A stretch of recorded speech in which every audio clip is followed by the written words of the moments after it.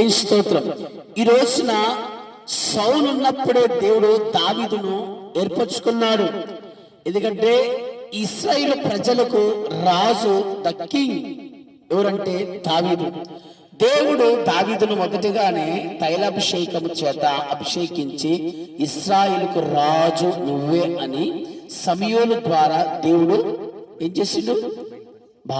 హల్లెలూయా. అలానే ఈ కొండకొండ ప్రాంతంలో సేవకులు ఉన్నారు, సంఘాలు ఉన్నాయి, మందిరాలు ఉన్నాయి. కానీ దేవుని యొక్క ఉద్దేశము, దేవుని యొక్క ప్రణాళిక, దేవుని యొక్క చిత్తము ఏమైందో ఏ నరమానవుడు ఆయనను గ్రహించలేడు. ఆయన ఆలోచనలను ఎవడు వివరించలేడు, గ్రహించలేడు. దేవుని స్తోత్రం. అయితే దేవుని చిత్తం ఏదో ఉంది. దేవుడు చూడు, అయ్యా ఎండ తీసేయండి, వాత నిమ్మలపరచ అనగానే దేవుడు చూడు ఎంత మహదేవుడు అంటే ఎండను తీసేసి ఈ రోజున చల్లగా వచ్చిన దేవుడు. హల్లెలూయా. ఈ స్థలములో దేవుడు ఉన్నాడు, ఈ స్థలములో దేవుడు ఉన్నాడు. దైవజనుడు దేవుడు తోలుకొని వస్తున్నాడు.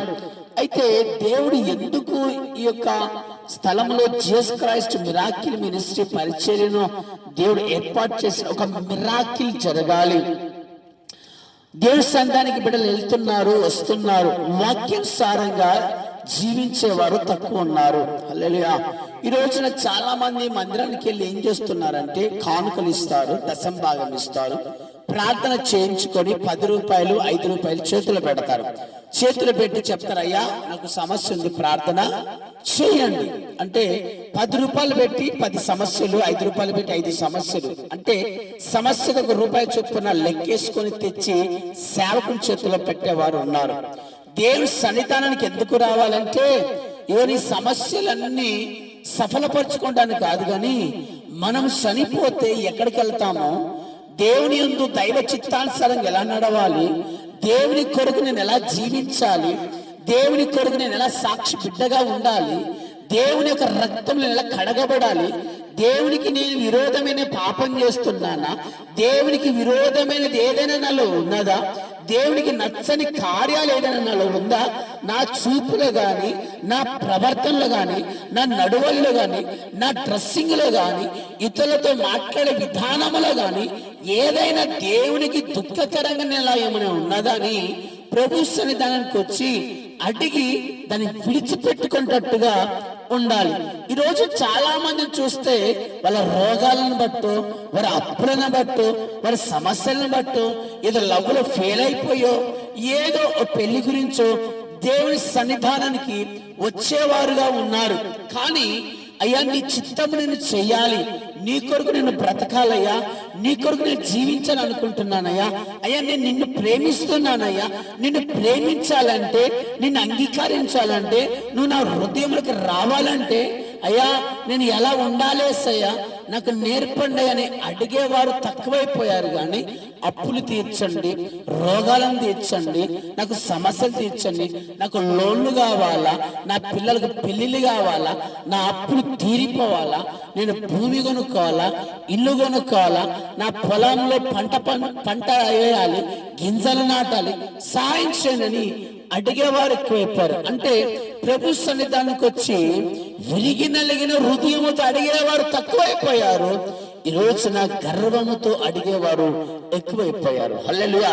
కీర్తన గ్రంథము 91వ అధ్యాయము 1వ వచనములో ఇలా మాట సెలవిస్తుంది, మహోన్నతుని చాటున చదవాలి, చదువు, మహోన్నతుని చాటున నివసించువాడు సర్వశక్తి నీడను విశ్రమించుచున్నాడు. హల్లెలూయా. ఈ రోజున ఎవరి చాటున మనం ఉండాలంటే ధనవంతుల పక్షమున కాదు మనం ఉండేది, ధనవంతుల చాటున కాదు, ఒక బలవంతుని చాటున కాదు, ఒక రాజకీయ నాయకుని చాటున కాదు, ఒక ప్రొఫెసర్ చాటున కాదు, కానీ మన స్నేహితుల చాటున కాదు, కానీ ఎవరి చాటున ఉండాలంటే మహోన్నతుని చాటున నివసించు వాడే సర్వశక్తి నీడను విశ్రమిస్తున్నాడు. అవును, ఆ మహోన్నతుని చాటున మనం నిలబడాలి. ఆ మహోన్నతుని చాటున మనం ఉంటే ఆయన ఏంటంట సర్వశక్తి, ఆ శక్తి నీడను మనము విశ్రమిస్తాము. హల్లెలూయా. ఆ నీడ మన మీద ఉంటుంది. ఈ రోజున ఇశ్రాయేలు ప్రజలు వారి ప్రయాణం చేస్తుండగా మేఘ స్తంభము వారి తోడుగా వెళ్ళింది. పగలు మేఘ స్తంభము, రాత్రి అగ్ని స్తంభము వారి తోడుగా వెళ్ళింది. మరి ప్రయాణం ఎలా కొనసాగించేదంటే, చాలా మంది క్రైస్తవులు వెళ్తానా అని వెళ్తారు బజార్కి, వెళ్తానా అని పోతారు బిజినెస్ కి, పోతానా అని పోతారు పనికి. అలా కాదు, ప్రార్థన చేసుకుని వెళ్ళాలి. అయ్యా, నేను పాల వ్యాపారానికి వెళ్తున్నాను, నీ సన్ని తోడుగా ఉంచండి, నీ కృప నాకు తోడుగా ఉంచండి, జ్ఞానము దయచేయండి. ఈ పాలు కొద్దిగానే ఉన్నాయి, నేను ఎలా పోషించబడతా నాకే తెలవట్లేదు, నీకే తెలవాలి. ప్రార్థన చేసుకుని వెళితే ఆ పాలను దేవుడు దీవిస్తాడు. అయ్యా, పనికి వెళ్తున్నాను, వారం రోజులు అవుతుంది, ఈ రోజు పని స్టార్ట్ అయింది, నీ చిత్తము జరిగించండి, ఇది మొదలుకొని నిరంతరం నాకు పని ఉండేట్లు నాకు దయచేసి కృప చూపించండి, ప్రార్థన చేసి వెళ్ళాలి. అప్పుడు దేవుడు ఈ రోజున ఎక్కిన పని ప్రభు రాకడ వరకు నువ్వు చేస్తూనే ఉంటావు. హల్లెలూయా. ఈ రోజున ప్రార్థన చేసుకుని వెళ్ళేవారు తక్కువైపోయారు. ఈ రోజున ఇశ్రాయేలు ప్రజలు ఎలా ప్రయాణం చేశారంటే, ఆ మేఘము కదిలినప్పుడే వారు ప్రయాణం చేసేవారు. ఎప్పుడు మేఘము కదలాలా, మేఘము నడవాల వాళ్ళతోటి, అప్పుడు ప్రయాణం చేసేవారు. ఈ రోజు మనకు దేవుని సన్ని తోడుగా రాట్లే, మనం వెళ్ళిపోతున్నాము, నష్టపోతున్నాం, పని ఒక్కటి కూడా జరగట్లే, ఒక పని కూడా. కారణం ఏంటంటే సన్నిధి తోడుగా రాట్లే. ఇక్కడ ఏం రాట్లే? సన్నిధి. మొదటి సమూయేలు గ్రంథము 3వ అధ్యాయము 1వ వచనం నుంచి త్వరగా. మొదటి సమూయేలు గ్రంథము 3వ అధ్యాయము చదువు. బాలుడైన సమూయేలు ఏలి ఎదుట పరిచర్య చేయుచుండగా ఆ దినములో యెహోవా వాక్కు ప్రత్యక్షమగుట అరుదు. హల్లెలూయా. బాలుడైన సమూయేలు ఏలి ఎదుట పరిచర్య చేయుచుండగా యెహోవా వాక్కు ప్రత్యక్షమగుట అరుదు. అరుదు అంటే చాలా తక్కువ టైంలలో యేసుక్రీస్తు ప్రభు భూమి మీదకి వచ్చి ఈ రోజున మనము దేవుని వాక్కు వింటున్నాము, దర్శనాలు వస్తున్నాయి, స్వప్నాలు వస్తున్నాయి. ఆనాడు తక్కువ. హల్లెలూయా. ఆనాడు తక్కువ టైంలోనే ఏలి చూసిండు, దర్శనాలను చూసిండు, యెహోవా వాక్కు ప్రత్యక్షమవుట చూసిండు. రాను రాను ఏమైపోయిందంటే దర్శనము ఆగిపోయింది.